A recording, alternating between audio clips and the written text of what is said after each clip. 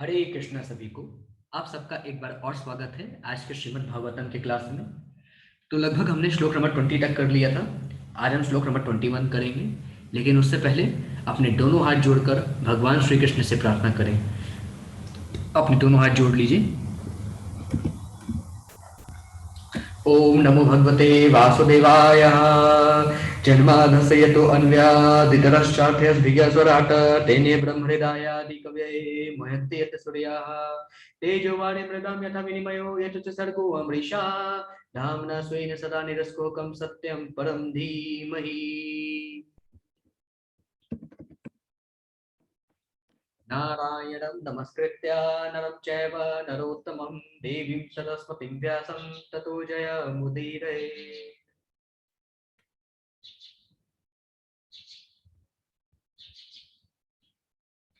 अब हम चलते हैं अपने श्लोक नंबर 21 में।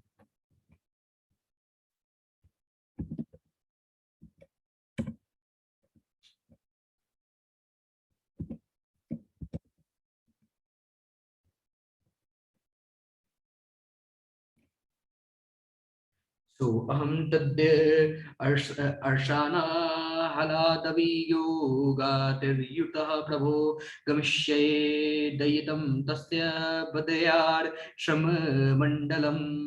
अब उद्धव कहते हैं, हे विदुर, अब मैं उनके दर्शन से मिलने वाले आनंद के अभाव में पागल हो रहा हूँ, और इसे कम करने के लिए अब मैं संगति के लिए हिमालय स्थित बद्रिकाश्रम जा रहा हूँ, जैसा कि भगवान ने मुझे आदेश दिया है।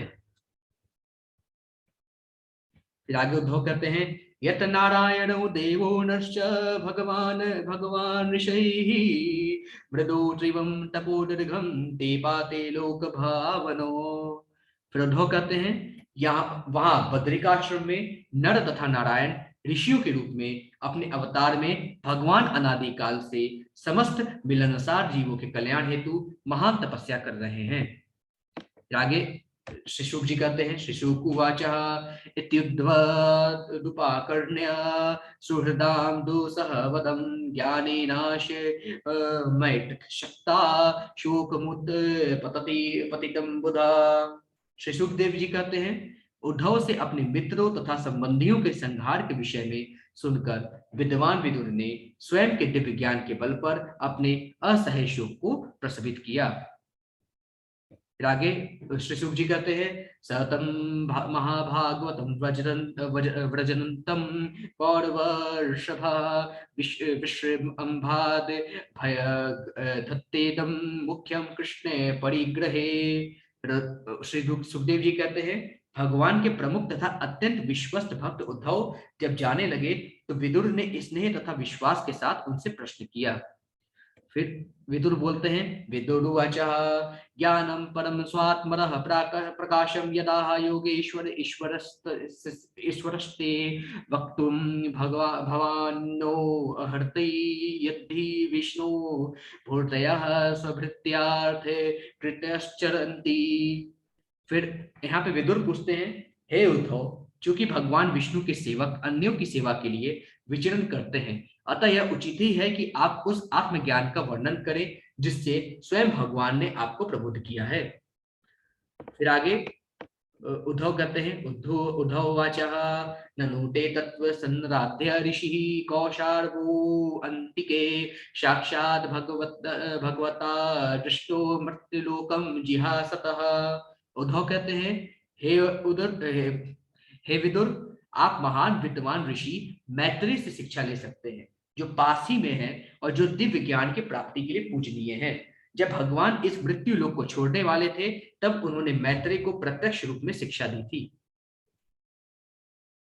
फिर आगे श्री शुक जी बोलते हैं, श्री शुकुवाच इति सह विदुरेण विश्वमूर्ते गुण कथया सूर्या पलावितो रूतापः शर्मीव पुलीने यमस्व सुसताम समुसिते औपग विनिर्षाम ततो अगात। फिर यहाँ पे श्री शुक जी कहते हैं, हे राजन, इस तरह यमुना नदी के तट पर विदुर से भगवान के दिव्य नाम, यश, गुण इत्यादि की चर्चा करने के बाद उद्धव अत्यधिक शोक से अभिभूत हो गए। उन्होंने सारी रात एक क्षण की तरह बिताई, तत्पश्चात वे वहां से चले गए। फिर आगे राजो वाचा। अब यहाँ से राजा यानी महाराज परीक्षित श्री सुख जी महाराज से यहाँ पे श्री सुखदेव से प्रश्न करते हैं। सुखदेव कौन? वेद व्यास जी के पुत्र। उनसे प्रश्न करते हैं, निधन गतेषु वृष्णि भोजे अश्व धीरथयुत पयूथपेषु मुख्यः स तु कथं वशिष्ठ उद्धवो यत् धरीरपि तत्यज आकृतिं त्रयधीशः। यहाँ पे राजा प्रश्न पूछते हैं, तीनों लोकों के स्वामी श्री कृष्ण की लीलाओं के अंत में तथा उन वृष्णि एवं भोज वंशों के सदस्यों के अंतर ध्यान होने पर जो महान सेना नायकों में सर्वश्रेष्ठ थे, अकेले उद्धव क्यों बचे रहे? ये प्रश्न करते हैं राजा। फिर आगे श्री सुख जी कहते हैं, ब्रह्मशापदेशेन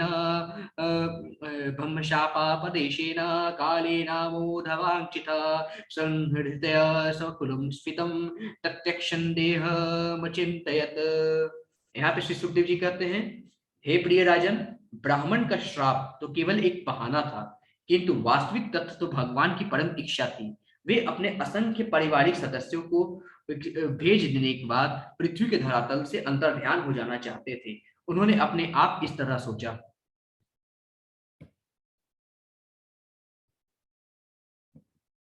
फिर आगे श्री सुखदेव जी कहते हैं, अस्माल लोकादुपरते मयि ज्ञानम मदाश्रयम अहत्युद्धव एवाद्धा संप्रत्यात्वताम वरः। फिर श्री सुखदेव जी कहते हैं, अब मैं इस लौकिक जगत की दृष्टि से ओझल हो जाऊंगा। ये भगवान का वचन है। और मैं समझता हूं कि मेरे भक्तों में अग्रणी उद्धव ही एकमात्र ऐसा है जिसे मेरे विषय का ज्ञान प्रत्यक्ष रूप से सौंपा जा सकता है।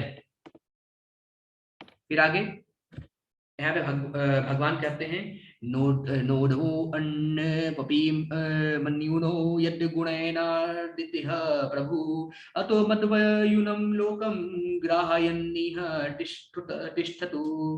फिर यहाँ पे जो है भगवान कहते हैं, उद्धव किसी भी तरह मुझसे घट कर नहीं है, क्योंकि वो प्राकृतिक गुणों द्वारा भी कभी प्रभावित नहीं हुआ है। अतएव भगवान के विशिष्ट ज्ञान का प्रसार करने के लिए वह इस जगत में रहता रहे।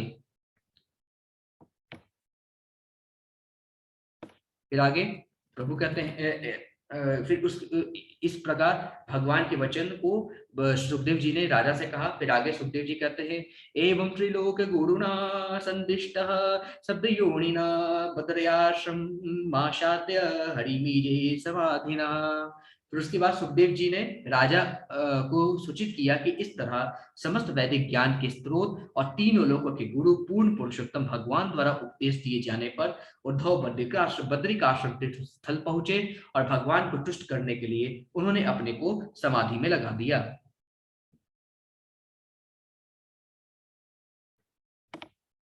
फिर आगे श्री सुखदेव जी कहते हैं, विदुरो अप्युद्धवा अक्षुत्वा कृष्णस्य परमात्मनः हृदयोपात देहस्य कर्माणि शलाधितानि च।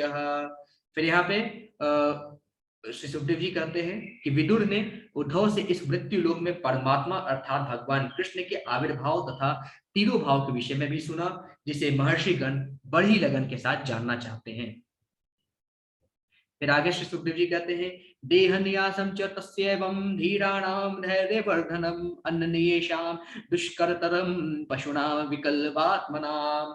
फिर यहाँ पे सुखदेव जी कहते हैं, भगवान के यशस्वी कर्मों तथा मृत्यु लोक में असाधारण लीलाओं को संपन्न करने के लिए उनके द्वारा धारण किए जाने वाले विविध दिव्य रूपों को समझ पाना उनके भक्तों के अतिरिक्त अन्य किसी के लिए अत्यंत कठिन है और पशुओं के लिए तो वे मानसिक विक्षोभ मात्र है। फिर आगे सुखदेव जी कहते हैं, आत्मानं च कुरुश्रेष्ठ कृष्णेन मन शिक्षितं ध्यायन् गते भागवते रुरोध प्रेम विह्वलः। फिर यहाँ पे सुखदेव जी कहते हैं, यह सुनकर ही इस जगत को छोड़ते समय भगवान कृष्ण ने उनका स्मरण किया था। विदुर प्रेमा भाव में अभिभूत होकर जोर जोर से रो पड़े। फिर आगे सुखदेव जी कहते हैं, कालिंदा कतिभिः सिद्ध अहो भरतर्षभा प्राप्त दत्त्या सवः सरितं यत्र मित्रा सुतो मुनिः। फिर यहाँ पे उद्धव कहते हैं, यहाँ पे देखिए सुखदेव जी कहते हैं, यमुना नदी के तट पर कुछ दिन बिताने के बाद स्वरूप सिद्धि आत्मा विदुर गंगा नदी के तट पर पहुंचे, जहां मैत्री मुनि स्थित थे। इस प्रकार श्रीमद् भागवत के तृतीय स्कंद के अंतर्गत विदुर का मैत्री के पास जाना नामक चौथे अध्याय के भक्ति वेदांत तात्पर्य पूर्ण हुए। बोलिए श्री कृष्ण भगवान की जय। फिर आगे चैप्टर नंबर 5वां, मैत्रेय से विदुर की वार्ता नामक अध्याय हम कल से करेंगे। आज के लिए बस इतना ही। हरे कृष्णा सभी।